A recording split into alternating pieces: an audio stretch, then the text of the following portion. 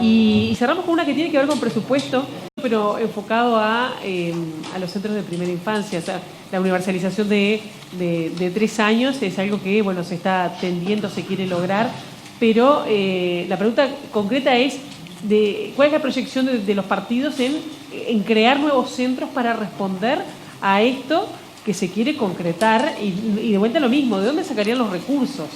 Digo, si tienen la proyección concreta de esto, de los centros y de los recursos para universalizar los 3 años de educación inicial. Hay una primera idea que tenemos que decir, y es que el gasto en primera infancia es el gasto social y educativo por lejos con mayor retorno. Y a la vez no tiene sentido ningún gasto social que no tenga entre sus prioridades a la primera infancia. Según los análisis de nuestros técnicos, yo ya expliqué que no lo soy, ellos ven mayores dificultades en aumentar el gasto en otras áreas de la educación, pero no en esta etapa de universalizar los 3 años. Primero, porque ya ha habido una tendencia a la universalidad que hay que contemplar, y a la vez balancear el aumento muy fuerte de cobertura con mejoras en la calidad de las intervenciones, lo cual no implica aumento de costos. ¿Esto qué quiere decir? Que para lograr implementar la universalidad en los 3 años no necesariamente implica un aumento fundamental de costos, sino un mejoramiento en la calidad de las intervenciones. El papel de los propios CAIF y los acuerdos que se han logrado con organizaciones privadas pueden ser una vía para multiplicarlos y así extender el aumento, llegar a los 3 años en la educación. Gracias.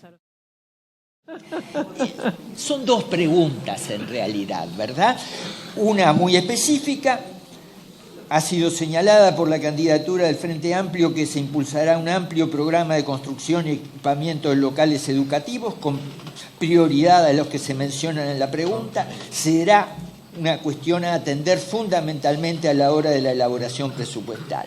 La segunda parte de la pregunta es no solo cómo se financia esta construcción, cómo se financia el conjunto del incremento de la inversión pública en educación. Algo ya dije antes, quiero subrayar como alguien que se siente todavía parte del sistema educativo. Nosotros tenemos que mostrarle a nuestra población que corresponde hacer un esfuerzo cada vez más grande en educación. Nosotros estamos convencidos, pero hay que convencer a todo el país. Y por eso es necesario que la ampliación de la inversión vaya de la mano con transformaciones generales de la educación, con la sistemática preocupación por mejorar nuestras prácticas docentes, nuestros resultados. En ese sentido, ¿quién puede estar en contra de diversificar las maneras de encarar la problemática educativa? Naturalmente. Para redondear y concluir, volviendo a cuestiones del comienzo, la autonomía y la participación son vías para eso. En la medida en que los docentes, y cuando corresponda los estudiantes, los egresados, los padres, los funcionarios participen, ¿no es eso una vía para diversificar, para, en el mejor sentido de la palabra, intentar nuevos caminos? Hay que conjugar el reclamo de mayor inversión con mostrar nuestra vocación de cambio. Defender la educación pública pasa por transformarla, transformarla pasa por defenderla. Bien, ¿no proyectan construcción de nuevos centros? Bueno, yo lo dije, nuestro candidato ha hablado de 200 nuevos locales. Bien. Yo daba por sentado que un público como este está muy enterado. Yo quiero que quede registrado. Este público está muy enterado. Bien, Abella. Aspectos de la educación inicial que son muy interesantes, ¿no? Uno de ellos es cómo enfrentamos el celular en los preescolares. No es un tema menor, porque si nosotros defendemos acérrimamente la ciencia y la tecnología para la apropiación popular y para un proyecto de liberación nacional, de liberarnos de las transnacionales, la ciencia y la tecnología es imprescindible. Es decir, por otro lado, a veces la educación inicial tiene sus bemoles también que hay que atender. Ahora, queremos financiar no 200, 300 centros para 0 a 3 de educación inicial. ¿Alcanzaría con eliminar el subsidio que hace el Estado uruguayo a Maroñas Entertainment y a los premios de las carreras de caballos y a la liberalización de los casinos? Porque excepto en Uruguay, en ningún lugar los casinos dan pérdida. Entonces, podríamos solo con Maroñas Entertainment y el subsidio de la cerveza. Ustedes saben que la Unidad Popular, con Darío Pérez, logró retirar una parte del subsidio de la cerveza para destinarlo a clínicas. Pero nosotros podríamos, miren, simplemente, les doy un dato más, con gravar a las grandes empresas que con los troncos para las transnacionales destruyen la camionería rural, agravando más la situación del pequeño productor, que no paguen solo peaje, que paguen un fuerte impuesto por la destrucción de la camionería rural. Ahí tenemos recursos públicos que podríamos dedicar a la educación. O sea, nosotros tenemos, bueno, si pensamos en el 7% del Producto Bruto que se lleva de regalo UPM2, ante la cual nos hemos puesto de rodillas, es decir, ahí tendríamos una cantidad de recursos. O sea, el tema de la disponibilidad de recursos, incluso sin público-privada, que genera deuda pública, porque toda inversión pública-privada se suma a la deuda pública y después se pagan intereses que no se pueden invertir en educación.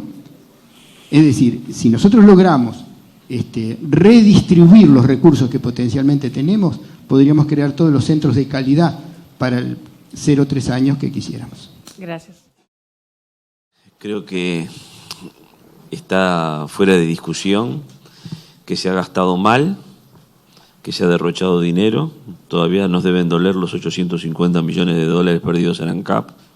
Así que existe dinero y que hay que utilizar mejor el dinero, creo que está fuera de discusión. Obviamente, Cabildo Abierto apoya toda extensión de programas educativos, entre ellos del que estamos hablando, y no tenemos ninguna duda que, hecha una auditoría de gestión, vamos a encontrar con que hay recursos para la educación. Bueno, el artículo 22 de la ley vigente ya establece que la educación inicial es de 3 a 5 años. Lo que pasa que 3 no es obligatorio, como todos sabemos. Pero por alguna razón, el gobierno que hoy promete que lo va a hacer obligatorio no lo ha hecho en más de 10, por lo menos, de vigencia de esta ley. Entonces, tan sencillo no debe ser.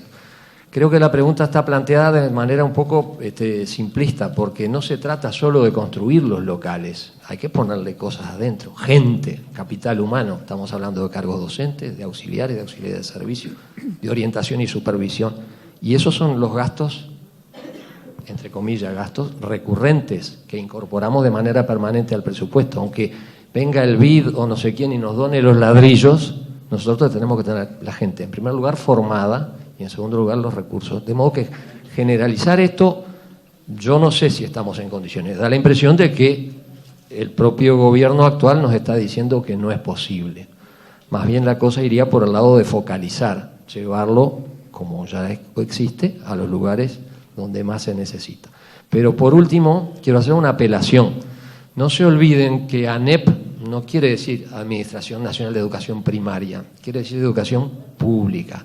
Y miremos para los otros subsistemas. Tenemos una tragedia en secundaria, tenemos una UTU en expansión, que por suerte la gente demanda, pero no tenemos tampoco capital humano muy calificado ahí. Y ni que hablar lo que hay que hacer con formación y perfeccionamiento docente si lo podemos transformar en universidad. De modo que cada decisión que nosotros tomamos acá, repercute acá, y en otros lados. O sea, el tema no son las prioridades, sino las ulterioridades. Cada peso que destinamos a una cosa, lo dejamos de destinar a otra. Yo personalmente entiendo que no estamos en condiciones de generalizar la obligatoriedad de la inicial en 3 años, sí en aquellos lugares donde sea necesario. Y por supuesto poner orden en la casa.